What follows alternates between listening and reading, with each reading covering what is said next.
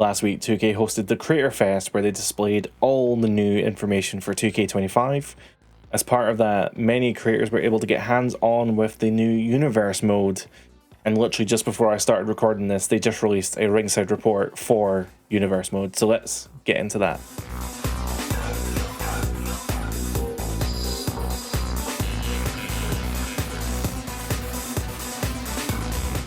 So I was going to go through all the footage that was dropped, and I still will touch on much of it, but since the ringside report dropped literally just as I was pressing the record button, let's have a look at what Universe mode is giving us this year. Of course, the obvious one this year is the return of promos, but they're not returning in the same way that they did before. This is a big wall of text, but don't worry about it. I'm going to summarize. The newest addition to Universe is, in fact, the promos, but they're not returning as a method or not like a segment. They appear as rivalry actions. So as part of a rivalry, you can set up a promo, and if you're in a one-on-one rivalry, you can set 1 of 5 promos. So you have the option to do a self promo, which can allow you to set a challenge for your next match. So one of the things you can do is, I'm going to win my next match, and then if you win, you'll get a bonus. But as part of the promo, you can actually see in the screenshot here, you can say, I'll pull off a win with a challenge. So if you're setting up a challenge, it could be something along the lines of winning under 5 minutes, or winning with a certain finisher, or winning with certain health. These will give you like better benefits for winning the rivalry, I guess. You can also do a call out, which means that you can call your rival out and they'll either respond or maybe not respond. And of course, it can lead to future matches, or it can actually lead to an immediate match right there. You also have the promo interrupt, which in a way kind of feels like the call out. It feels very similar. In a way, you're cutting a self promo and then somebody interrupts, and it can lead to either a 1v1 match or something in the future. You can also issue an open challenge, and you can accept an open challenge. So issuing an open challenge means that you can throw out an open challenge to any superstar, and the player will not know who the opponent is until the match entrance. I wonder if that actually is random. But there's also the accept open challenge, which means that you can accept an open challenge from your rival. So the promo system is very, very cool. I'm really excited to see how they improve this over the next year, essentially, because the 5 promos that they're giving us are great. There's definitely like a foundation here, but they need to build on that as the years go on. So this initial one, just to clarify, there is no voiced dialogue. There's not even a text dialogue. It's purely just you're seeing the animation play out with the different branching storylines in the end. But there is commentary lines to tell you roughly what's going on and just kind of fill in the blanks with your imagination. I think in future I would like to see stuff like these promos play out backstage, for example, because perhaps you would be doing an interview with Kathy Kelly and then your opponent runs in and attacks you, or maybe you're calling someone out and they appear and you can threaten each other, and these things happen backstage. Or maybe you're having a promo on the stage, maybe you're announcing something on the stage, or maybe you're in the crowd, maybe you're doing a promo like Jey Uso and you're in the crowd or something. These are all like options that I think should be looked at for future. And obviously, again, I know this sounds really nitpicky, this is a great foundation, great starting point, but these are all things for the future that I'd like to see. Promos are obviously a huge part of WWE. On the weekly, when I watch these shows, I'm skipping much of the wrestling and watching the segments. So when you're in Universe mode and you want to see how these stories play out, obviously because it's a video game, I'm playing the matches more than watching the segments, but these are all really important parts of the puzzle that makes it feel like a real living show.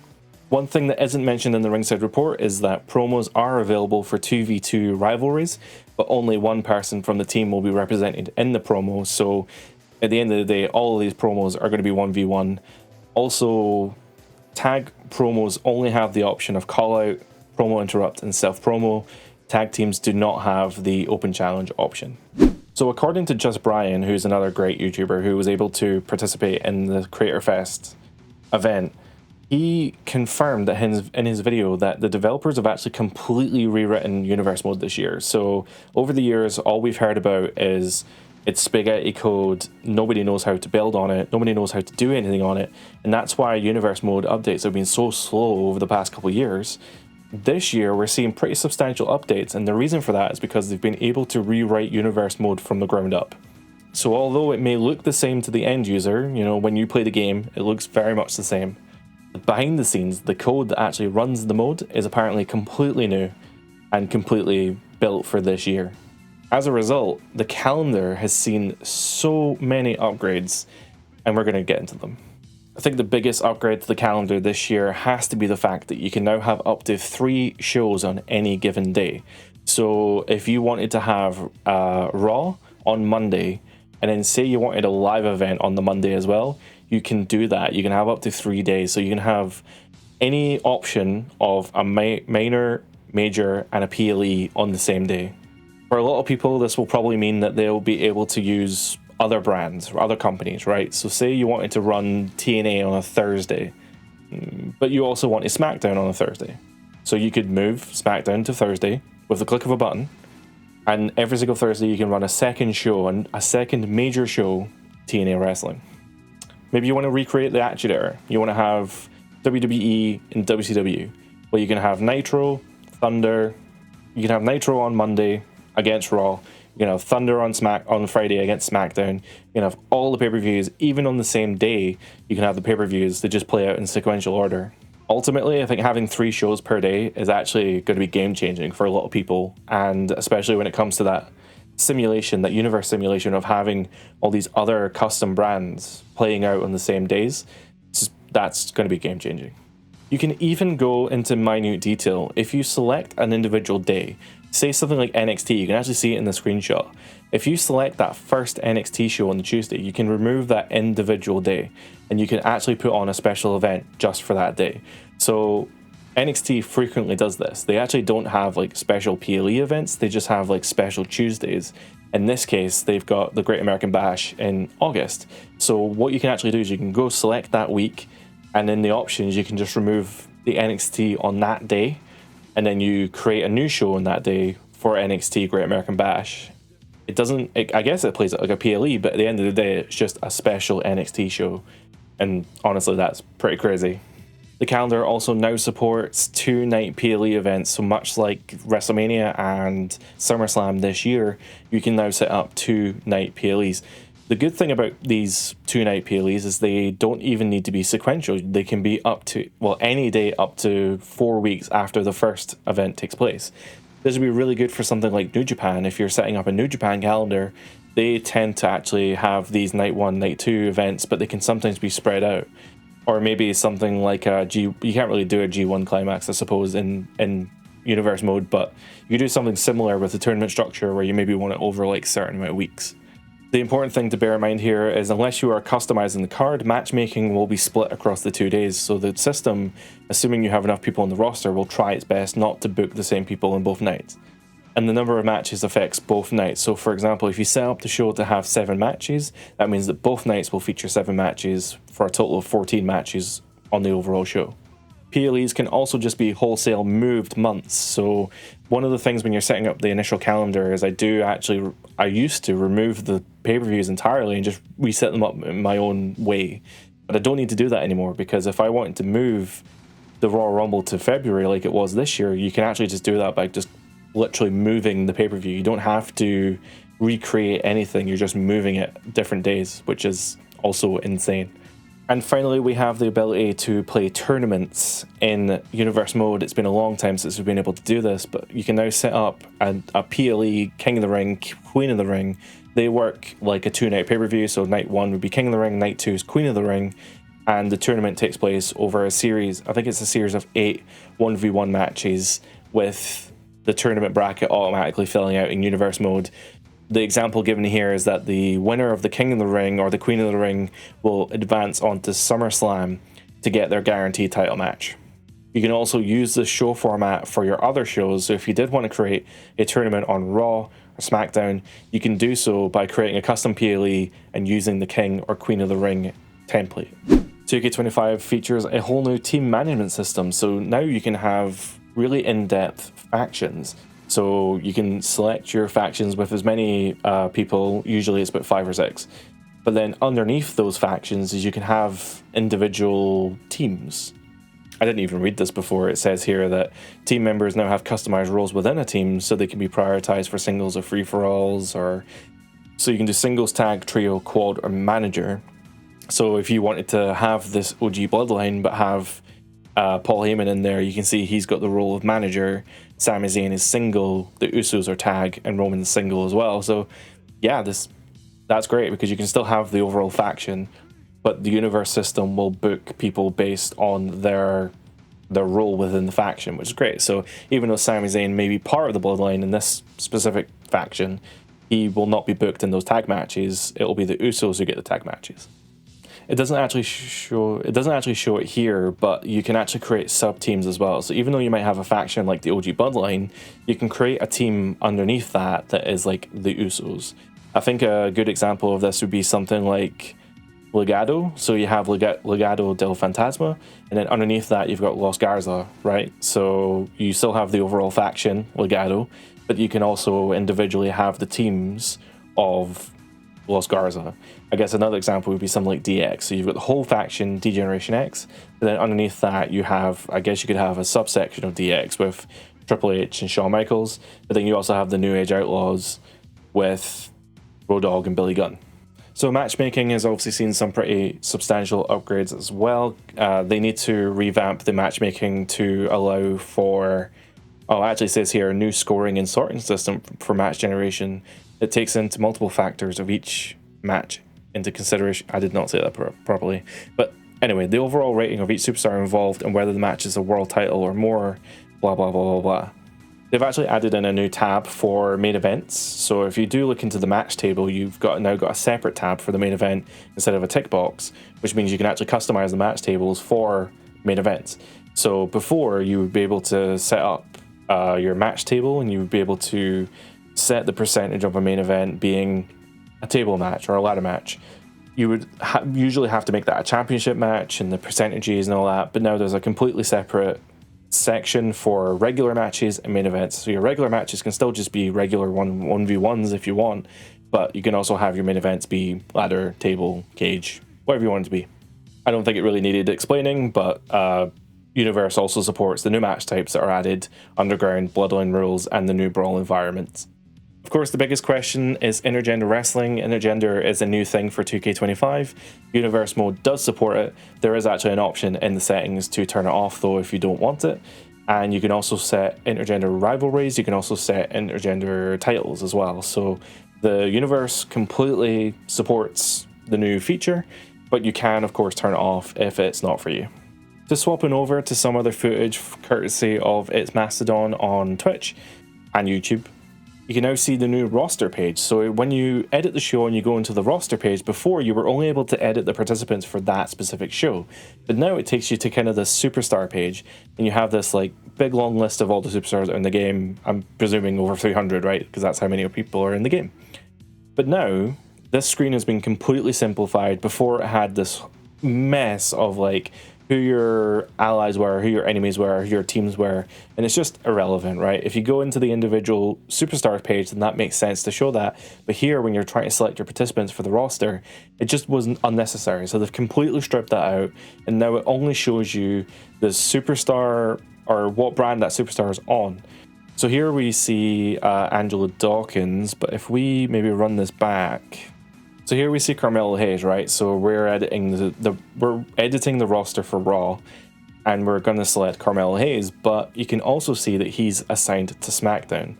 This is great. I think this is like a huge improvement over what was originally there, because if you were to change the roster for the individual shows, you'd have to go on to like 4 different menus, and then you'd have to go into different pick lists for different shows, whereas here it's just all in the one. You're editing the roster for Raw.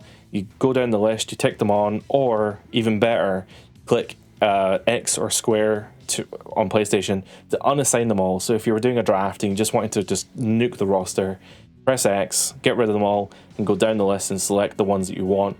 It does only unassign for the show that you've selected though, so you will need to do this potentially 3 or 4 times depending on how many shows you've got running. But it's still infinitely better than what was there before, where you had to manually go through every single wrestler and set their show. Now you just have to go to the D-pad, go left and right, and you're changing the show for that roster. So I guess Universe Mode's getting lots of really good enhancements this year, and I'm really actually excited to get into this. All these really great quality of life features, the new tournament system, the PLEs, like this all seems really user-friendly and really awesome, and I'm really excited to get into it.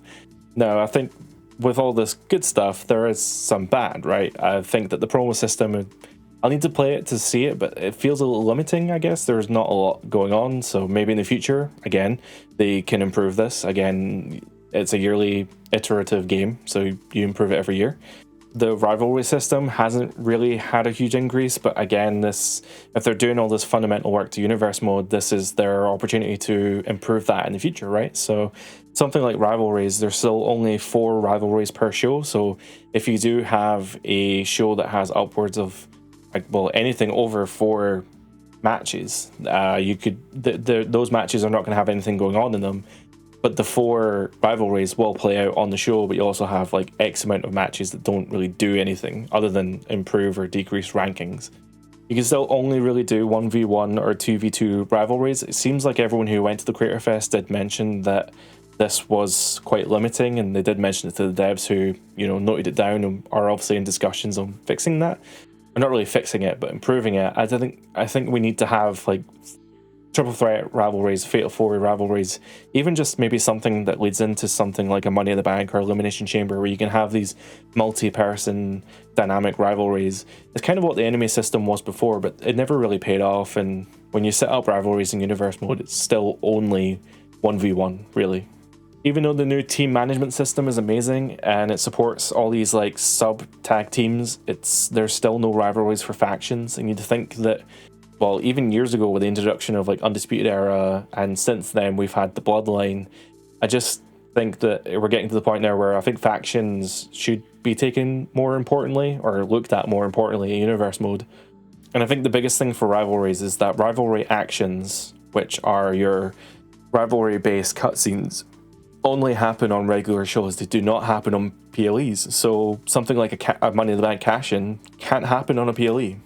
And you think even just last year, Damian Priest cashed in his Money in the Bank at WrestleMania, and that's something you can't even do in the video game. So hopefully that's something they can look into in the future. And of course, there's been all this talk about how you want to create this simulation-based thing to make it feel like a real show, but show intros are still not in the game. Now, Brian Williams, who's one of the lead gameplay developers for 2K25, did mention in interviews with the Pro Wrestling Shoot that they have data to suggest that many people just button mash through them, to skip them entirely. And I think what was great about the original show intros is that they were always a toggle, right? You could always go to the show options and turn them off if you didn't like them. But I think it's such an important, or maybe not an important part of the puzzle, right? But if you want to create this simulation-based thing where I feel like my show's real, then why don't I have the option to do this show intro where maybe nowadays you don't even have pyro, but you could do the pyro, or nowadays you just show your main event guys coming in through the car park and walking through various parts of the arena. I don't know why that's not a thing. I think one of the things I'm most excited for is the return of story creators. So there's been no confirmation. It's definitely not, well, the confirmation from Brian Williams in the Pro Wrestling Shoot interview from a week or two ago was that story creator is definitely not in this game. But they're having discussions about bringing something like that back. And when I see this universe mode where you get the opportunity to create these promos and these rivalry actions, and you have the free mode as well, where you can kind of choose how you want the show to play out, right? Or how you want the matches to play out. It all feels like we are actually building towards a story creator of some kind. I think it was the Pro Wrestling Shoot even mentioned during his universe mode deep dive that he would love to be able to plug in a keyboard and just type out some dialogue for the promos. And the developer did mention that that was definitely something they wanted to look into. And when you start like looking through the layer, you're like, okay, so they actually are working closer and closer to creating something like a story creator. Forgive me for not remembering who did ask, but somebody did ask, like, is it something that you're looking for in the future, looking into? And I think Brian straight up just said, like, yes. I think the question was posed as, are we any closer to story creator? And Brian said yes. So I think these are the building blocks of future foundations, right? Because if universe mode has, as just Brian has said, has been completely reworked from the ground up. They now have the ability, like all that spaghetti code is gone. They understand what universe mode is now. They can actually build upon it, improve it, and we're in a great place. So that's going to be it for today. I think we covered lots of really cool stuff for universe mode. I'm so excited to get my hands on it. If you want to see more 2K25 news, there was my GM news that dropped today. And there's going to be news all week leading up to the release of the game. So if you do want to see more, consider liking, subscribing, that whole malarkey. And yeah, that's going to be us for today. Thank you very much for watching.